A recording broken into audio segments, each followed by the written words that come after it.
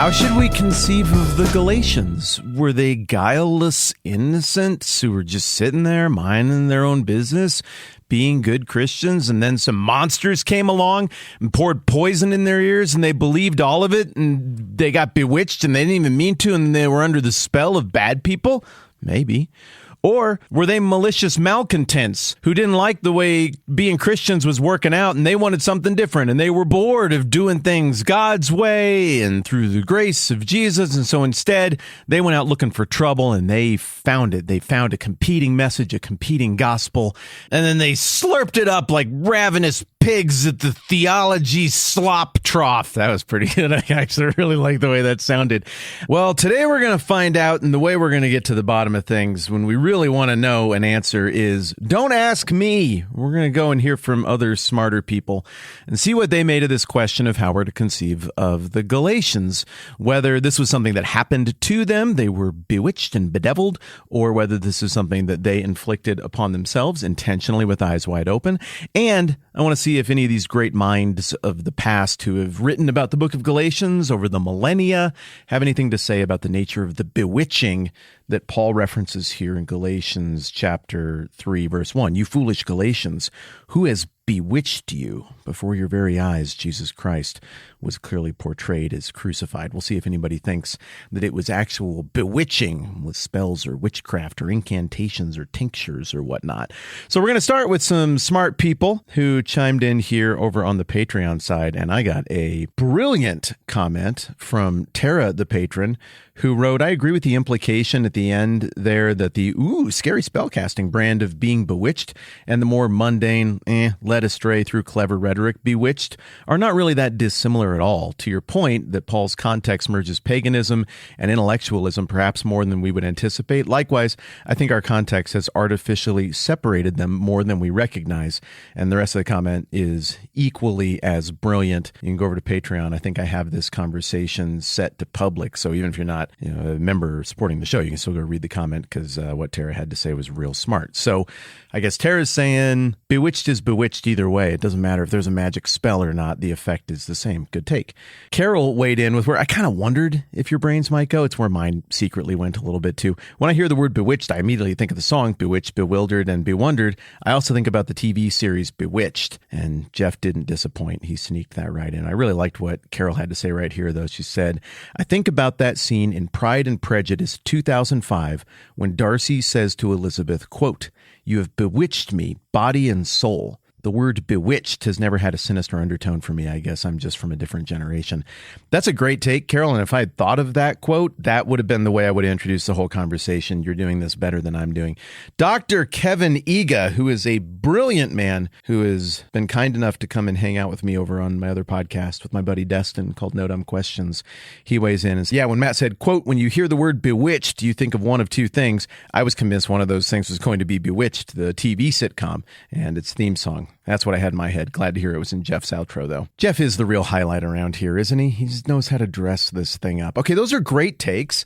Thank you. I think the consensus there is that I'm not hearing from you that you think that this is a spell or an incantation necessarily, but that the effect on the mind is the same. Also, the 60s television sitcom Bewitched is charming, and I can't argue with you there. Let's see what smart people from ages past had to say. Charles Spurgeon, famous 19th century preacher, maybe the famousest 19th century preacher.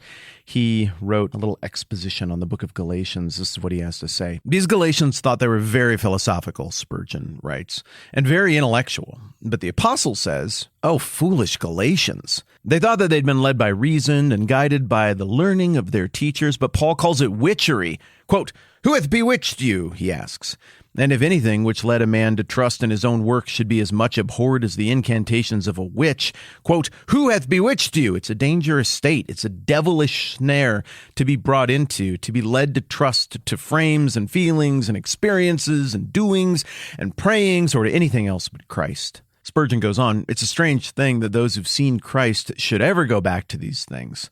Lord, keep us every day amongst our other sins from our own self-righteous nature. So my takeaway from that is that Spurgeon is saying that maybe they didn't go looking for trouble, but their pride and hubris set them up for it, for imagining themselves to be very intellectual and very eager to hear all of the latest teachings and ideas. They set themselves up to be rubish, and by imagining we would never fall for something as so simple and low-minded and primitive for the normal types as witchcraft, they walked right into it. I thought that was a really interesting contrast, a really interesting. All right, next up, Martin Luther. He's the guy at the front end of the Protestant Reformation in particularly the early half of the 1500s in Germany. And this is a guy who, as I understand it, pretty famously tipped his hand to believing that there were things like forest sprites and creatures. I think he believed that witchcraft was a real thing and that somehow it was very connected to the stuff of the devil. So I'm interested to hear what he has to say. There's no question that Paul is disappointed, Luther writes.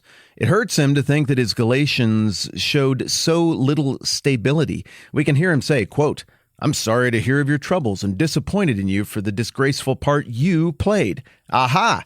So Luther's take is that it's both, that these are things that happened to them, and also they participated pretty knowingly in what went wrong. I think that's often a very fair take on how most sin or shortcoming happens in life. I think sin is something that happens to us. It's just that because of our nature, I'm very often willing to cooperate with it happening to me. A certain distance and coolness, Luther goes on, can be noted in the title with which the apostle addresses the Galatians. He doesn't now address them as his brethren, as he usually does. He addresses them as Galatians in order to remind them of their national trait to be foolish.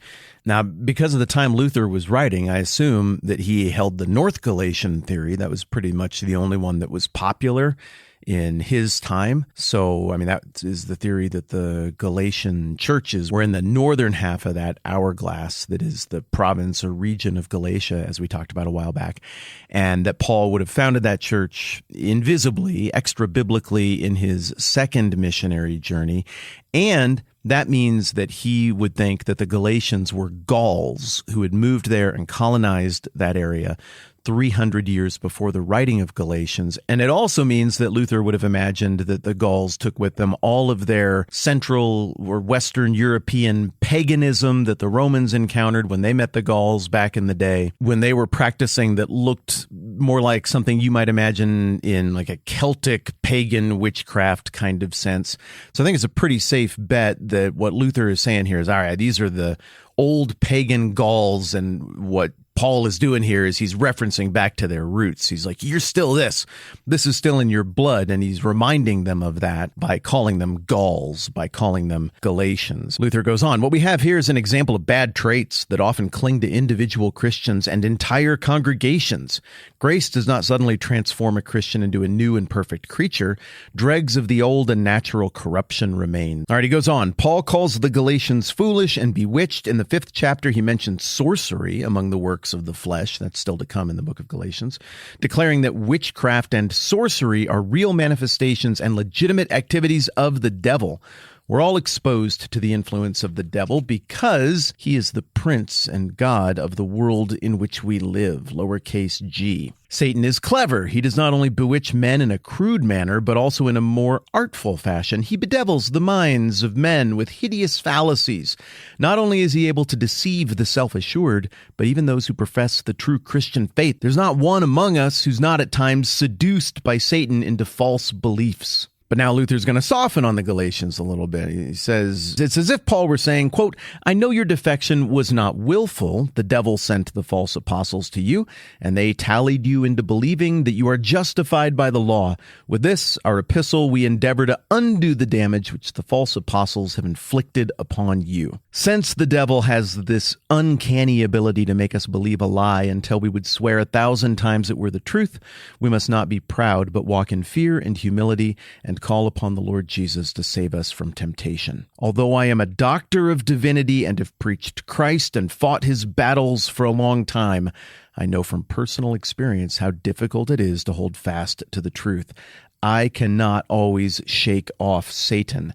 I cannot always apprehend Christ as the scriptures portray him. Sometimes the devil distorts Christ to my vision, but thanks be to God who keeps us in his word and faith and in prayer. The spiritual witchery of the devil creates in the heart a wrong idea of Christ.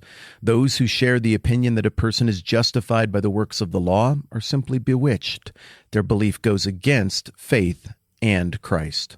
I was just going to read you one little bit from Luther, but he was kicking butt and making so much sense. I guess I got carried away and just kept going. It seems like he would say that there's culpability both ways. The Galatians have ownership of this, but it seems like he's more willing to say they really were bewitched by something satanic from the devil, apostles of the devil sent to fool them and trick them and deceive them.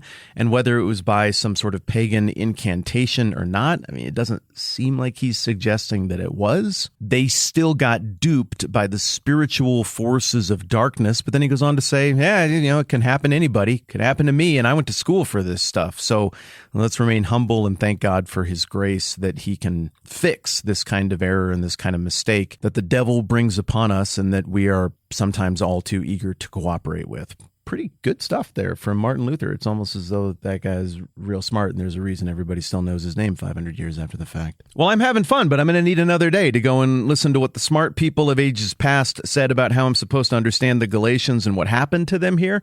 And I did go and find more books, and they are in front of me, and I want to read more of these excerpts to you. And I think this is really fun and different from a lot of the things we normally do, which means that tomorrow, our Christmas episode, as I'm recording this, is going to be all about the great minds of the Christian past talking to us about how the Galatians got bedeviled and bewitched. Why not? We just do it in real time. We take what we get. However, speaking of Christmas, I do have a little bonus video that I want to share with those of you who are supporting the program and making this thing happen. So if you support on Patreon, it'll be up over there by the time you hear this message. And if you support the program through one of the other avenues like Planning Center, it'll be in your email when you hear this. Whether you go and watch my little video or not, the point is, thank you all so much for being a part of this thing. Thank you for indulging these weird rabbit trails that I want to take us on. I love that we can go as deep into this thing as we want, and we can take the time that we need to take to chip away at it and chase after each little curiosity that comes up and run that down, because we don't have to solve it tomorrow. We've got a minute to work on this thing together. So if you're one of the ones who supports the thing, thank you so much for doing that. If you're one of the ones who are here listening to this, thank you so much for doing that. I'm so glad we get to be together. And if you are listening to this in real time, I hope you have a fantastic Christmas. All right, that's plenty for now. I'm Matt. This is a 10-Minute Bible Hour podcast. Let's do this again soon.